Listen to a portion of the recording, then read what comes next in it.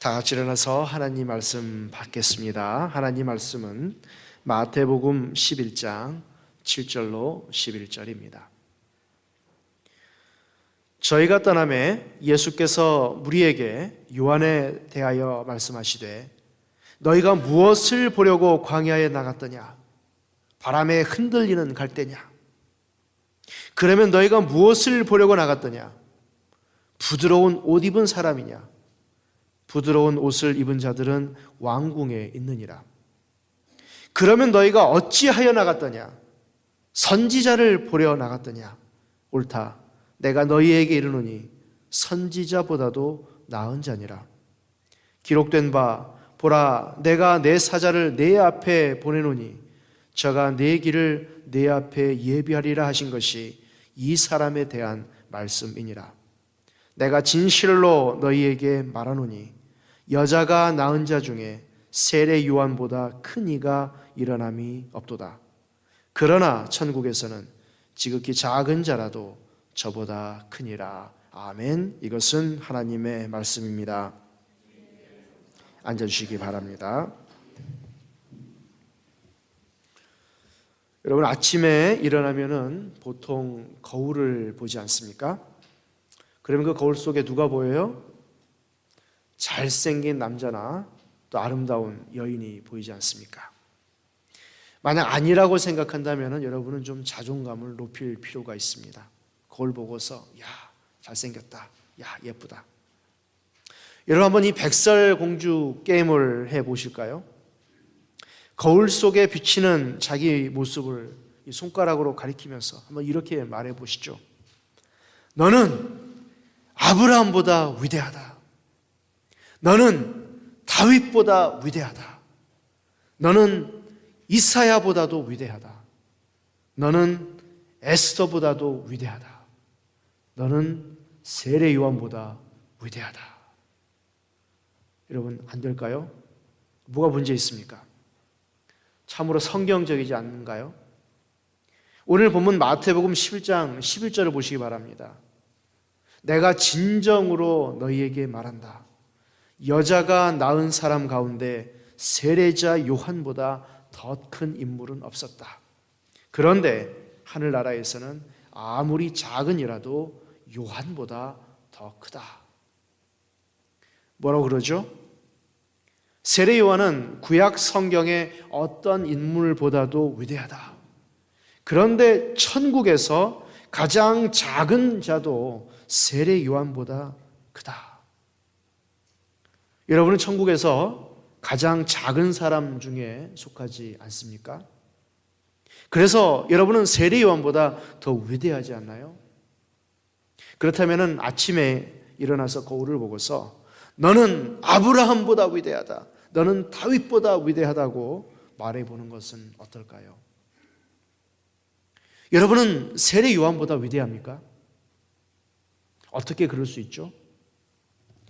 예수님이 그냥 우리가 듣기 좋으라고 하신 말씀일까요? 이빠른 소리, 그냥 위로의 말씀일까요? 아니면 여러분은 정말로 세례 요한보다 위대한 걸까요? 만약 그렇다면, 만약 더 위대하다면 무슨 이유로 세례 요한보다 더 위대할까요? 이 문제를 풀기 위해서는 먼저 세례 요한이 왜 위대한지부터 풀어나가야 하겠습니다. 그래야 우리가 왜 세례 요한보다 더 위대한지 알 수 있겠죠. 예수님은 분명 세례 요한이 여자가 낳은 자 중에 가장 크다고 말씀하셨기 때문입니다. 왜 세례 요한이 여자가 낳은 자 중에 가장 위대한지 그 이유를 알면 왜 우리가 세례 요한보다 더 큰지 그 이유도 알 수 있겠죠. 무엇이 세례 요한을 여자가 낳은 자 중에 가장 위대하게 만들었을까요? 일단 세례 요한이 누구예요? 그의 직업이 무엇입니까? 선지자였죠. 이 점은 우리 주님께서도 말씀하십니다. 주님은 본문 7절부터 이렇게 설명하십니다. 그런데 예수님은 세례 요한을 설명함에 있어서 냉소가 섞인 이 수사학적 질문으로 무리들에게 묻습니다. 수사학이라는 것은 effective way of communication, 즉 잘 소통하기 위한 보다 효과적인 그런 방법을 가리켜 수사학이다라고 이야기하는데요. 우리는 이 성경 읽을 때에 성경의 내용을 그냥 무의미하게 그냥 그 내용만 읽어서는 안 되고 그 분위기, 이 내용을 전하는 그 그릇까지도 같이 읽어야 합니다. 그래야 조금 더 깊이 있게 이해할 수 있습니다.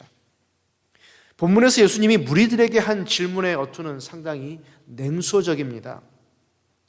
예수님이 냉소적인 수사학적 질문을 하신 이유는 군중들에게 예수님이 전달하고 싶은 것을 좀 더 확실하게 각인하기 위해서입니다.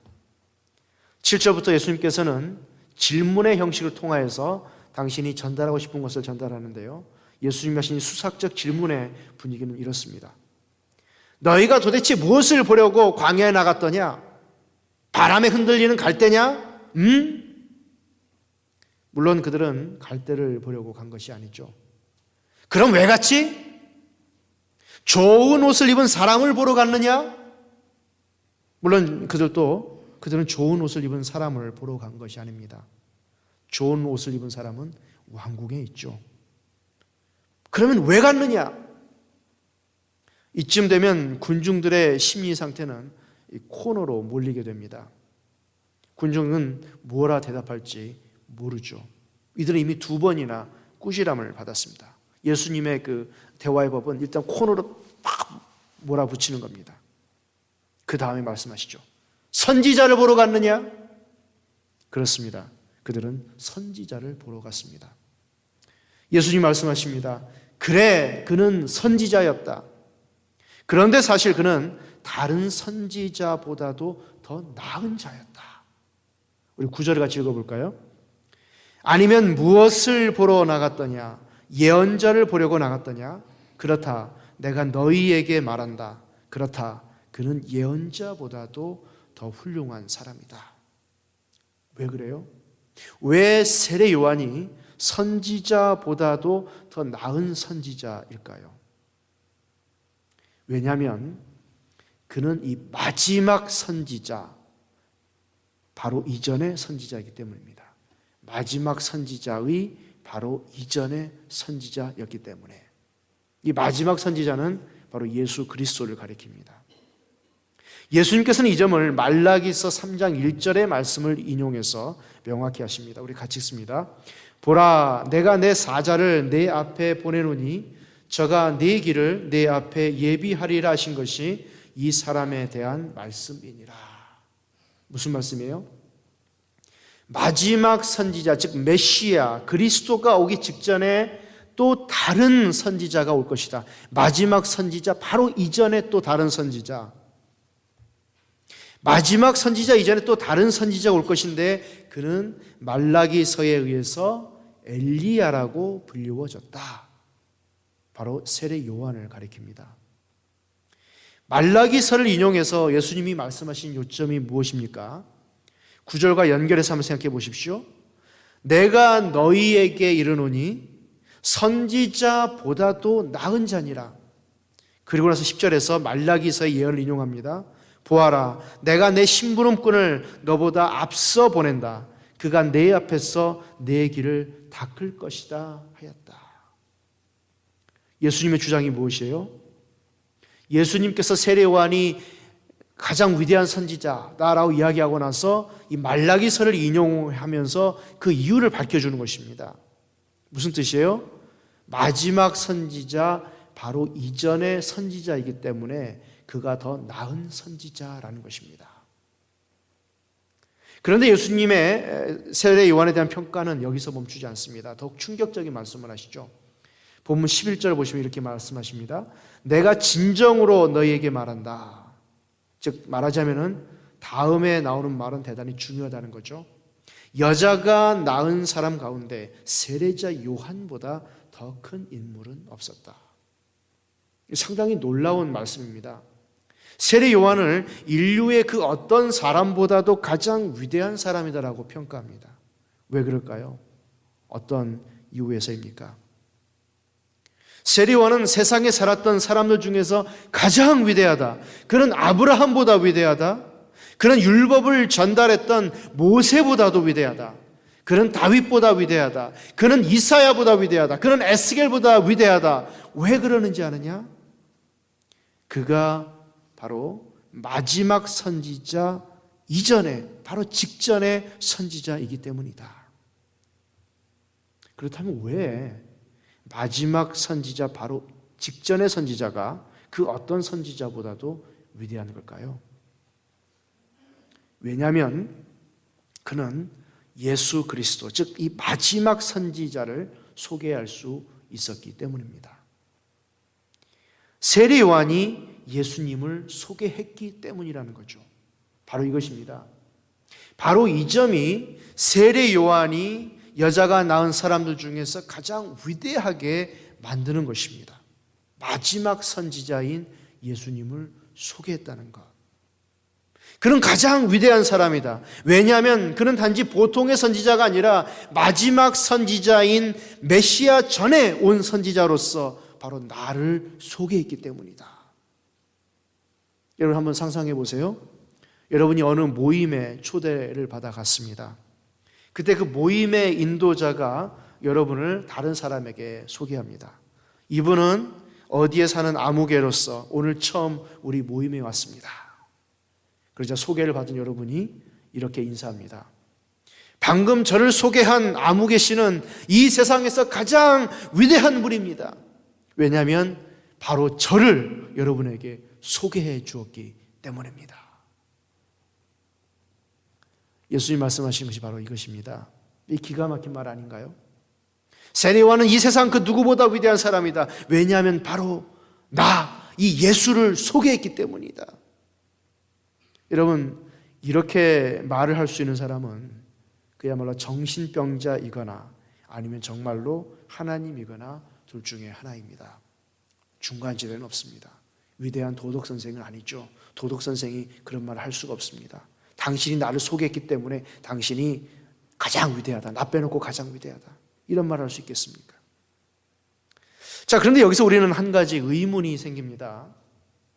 그것은 예수님을 소개한 사람은 단순히 세례 요한만이 아니기 때문입니다. 구약의 노아가 예수님을 소개했습니다. 아브라함도 예수님을 소개했습니다. 이삭이 예수님을 소개했습니다. 유다가 예수님을 소개했습니다. 모세가 예수님을 소개했죠. 모세 후계자 여호수아가 예수님을 소개했습니다. 이사야가 예수님을 소개했습니다. 대제사장들이 예수님을 소개했습니다. 그리고 이 성막, 태버네클이 예수님을 소개했습니다.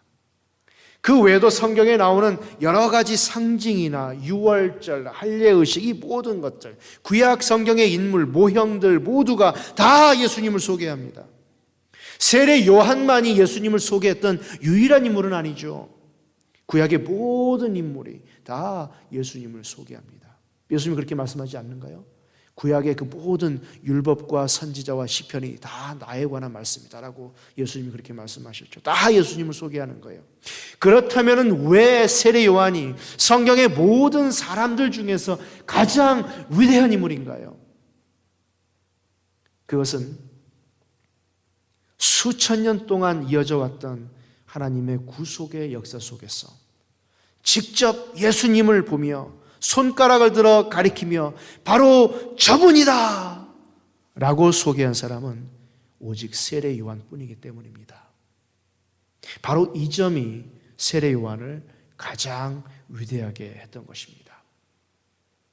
아브라함도 예수님을 소개했고, 모세도 예수님을 소개했고, 다윗도 예수님을 소개했고, 이사야도 예수님을 소개했지만 세례 요한만큼 가까이 예수님을 보고서, 그 많은 선지자 중에서 가까이 예수님을 보고서 손가락을 들어서 There he is, 세상 사람들에게 바로 저분이다 라고 소개한 선지자는 아무도 없기 때문이죠.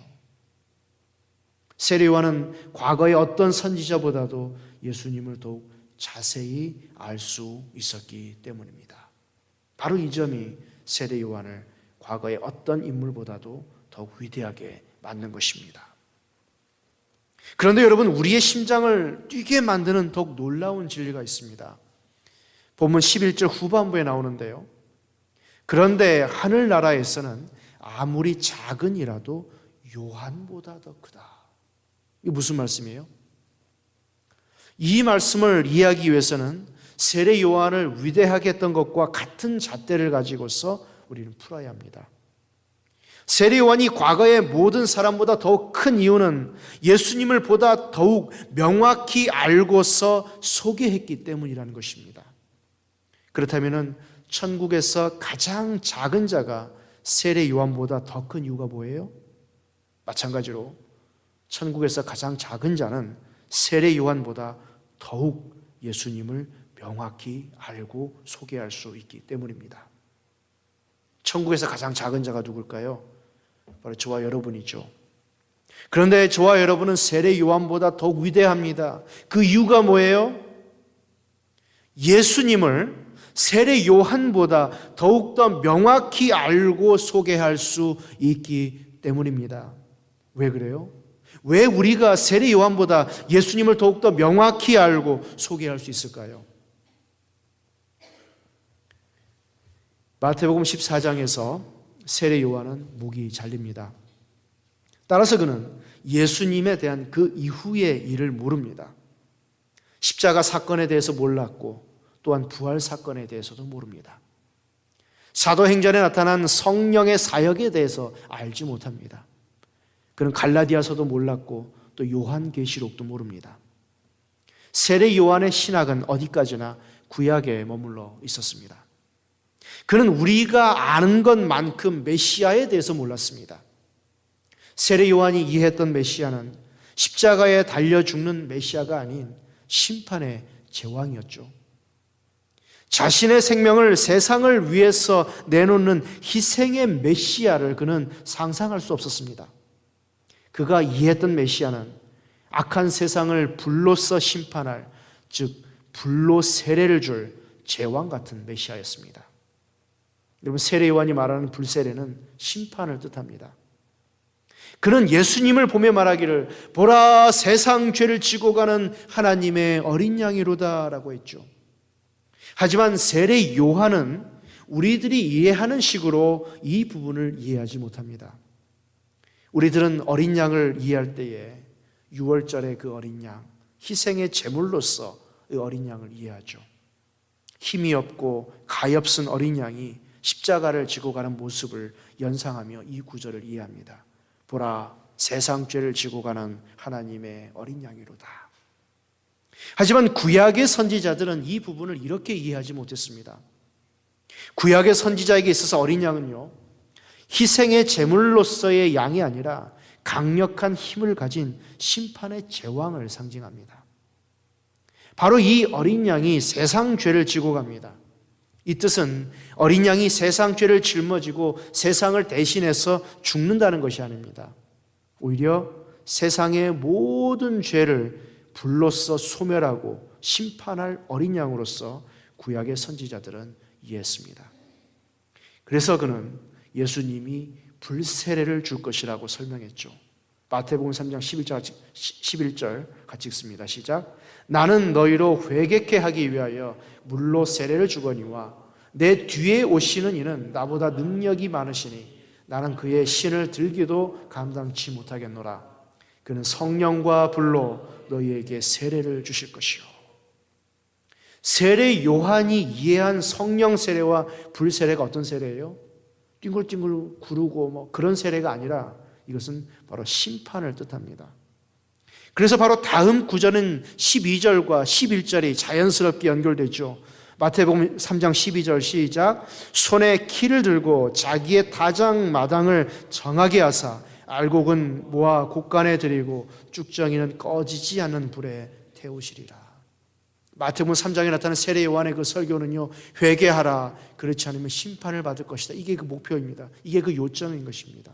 성경을 해석할 때는 항상 문맥에 따라 해석해야 되죠. 12절이 11절을 해석하게 만드는 것입니다. 즉 불세례는 심판의 세례라는 것입니다. 소돔과 고모라가 불에 타듯이 그렇게 심판을 뜻하는 것으로서 세례 요한은 그렇게 이해했습니다. 세례 요한이 이해한 어린 양은 강력한 힘을 가지고 세상 죄를 심판할 제왕이었습니다. 이런 제왕이 십자가를 지실 것이라고는 그는 결코 상상할 수 없었죠.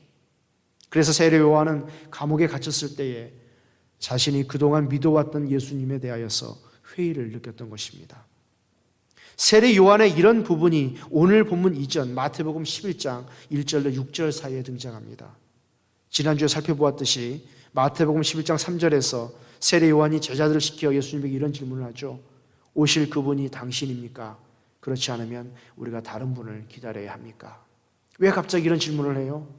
왜냐하면 자기가 이해하고 있었던 신학과 예수님이 보여주신 삶의 모습이 일치하지 않았기 때문입니다. 그래서 예수님이 과연 성경에 약속된 그 메시아인지 그 제왕인지 의심하게 된 것이죠. 세례 요한이 이해한 메시아는 헤롯과 같은 악인을 심판하고 로마의 압제에서 이스라엘 백성을 구해주는 메시아였는데 예수님은 그렇게 하지 않으셨습니다. 그래서 세례 요한은 과연 예수님이 그 약속의 선지자인지에 대하여서 의심하게 되었죠.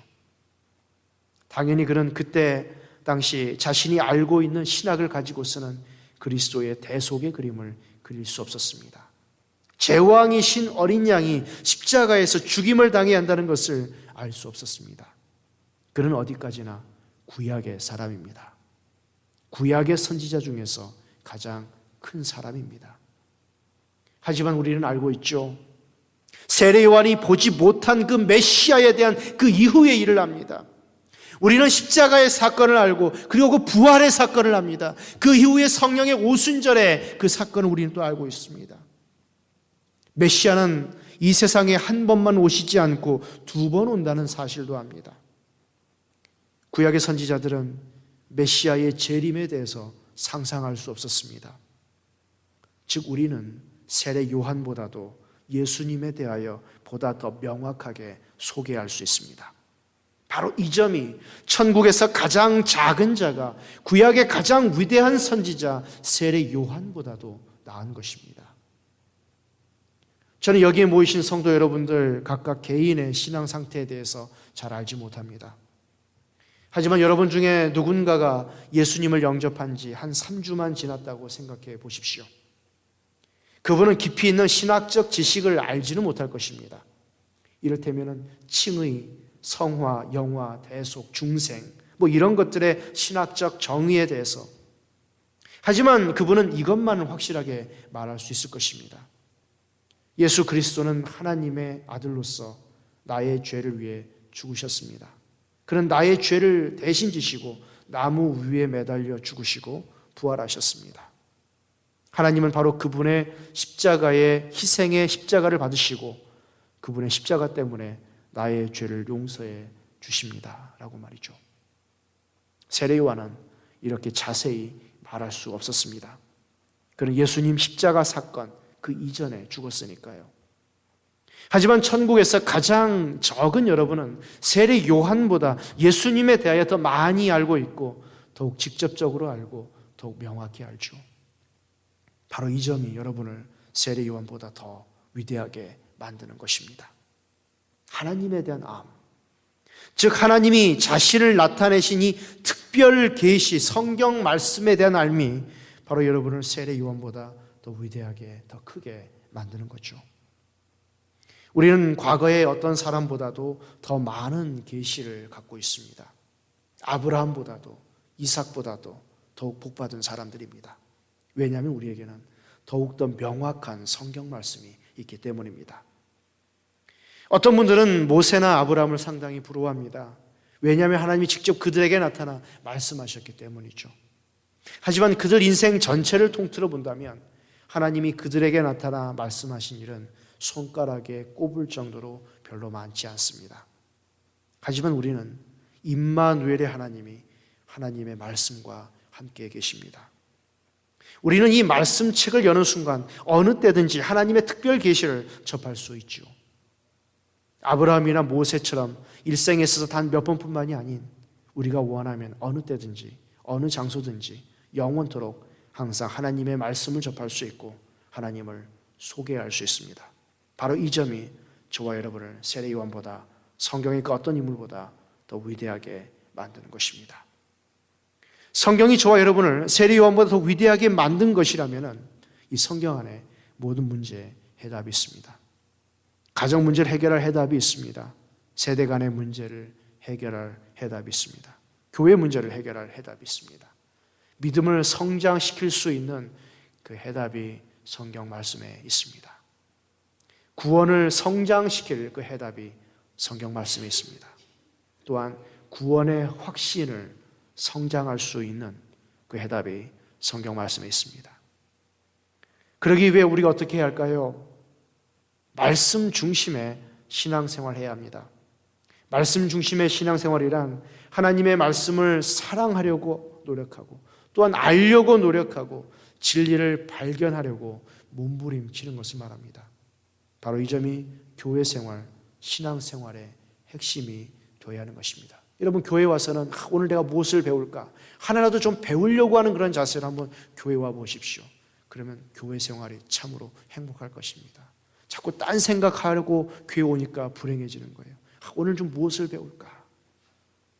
2019년 우리 교회의 표가 무엇입니까?